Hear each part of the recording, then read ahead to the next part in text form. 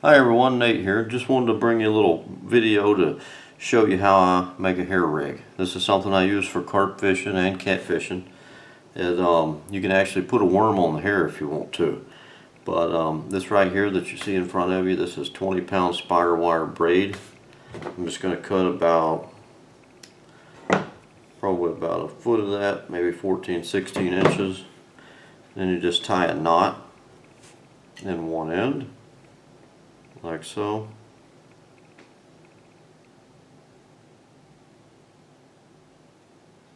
Right there.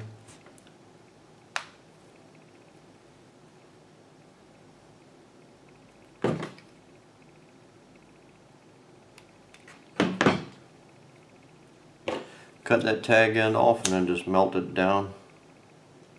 That way it don't get in the way. Now you take the other end of the hook link, call it, slide it through the back of the eye of the hook. The hook I have here is the Gamatsu #2 octopus hook. And I use corn on my hair rig, so I'm going to leave it sticking out about like that. I'm going to count, let's say 1, 2, 3, maybe 4 kernels of corn on there. And then once you get that, you just line that hair up with the back of the hook and then wrap it.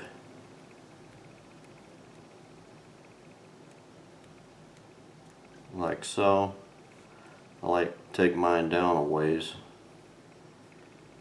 and then come back through the eye of the hook from the front, pull it all nice and tight like so, and then you need to come back and make sure that the hair is positioned right on the back of the hook shank like that.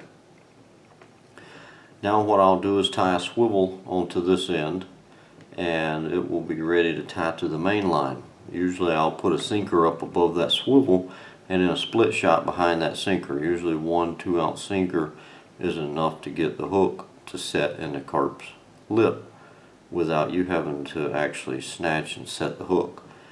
You just pick the rod up and start reeling. Now this hair, what I've found when I catfish, I like to take, well, I'll show you what I use to with that. You know, they have these special tools, it's called a baiting needle, that you can get from a store that I sometimes use for stuff like that. It's called bigcarptackle.com. You can get online and look that up, and he's got everything. But I lost the baiting needle I had, so I just made one out of a hook. And all you do is straighten the hook out, leave the barb on it, and then you'll slide this hook through the worm, or you can slide it through your kernels of corn and then stick it through the hair on the hook like this. Get it in there. And then you just hang it like that, slide the corn off on the hair. And then they have what they call a bait stop, which is a little plastic thing that you slide through there that keeps the bait from sliding back off the hair. Now I've used sticks, pieces of grass, anything that'll kind of go in there and bend over and hold that. Keep your corn from sliding off.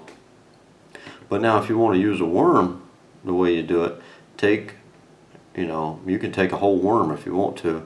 And the best thing is a baiting needle for that instead of this hook, because you need something kind of long. You want a nice long stem on it. And slide that worm, put the baiting needle through the worm, and then hook it on the hair like that. Slide the worm, he'll be all bunched up, and you just slide him right off on that hair.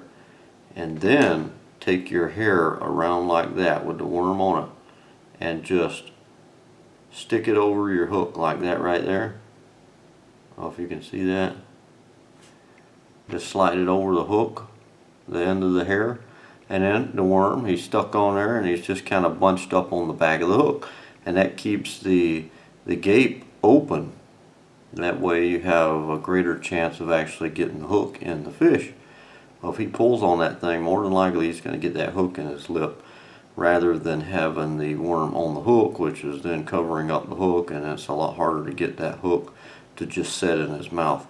So that's a little trick right there I learned really just by chance, and works great. So I hope this helps you guys if you're getting into carp fishing or want to try something different for catfishing.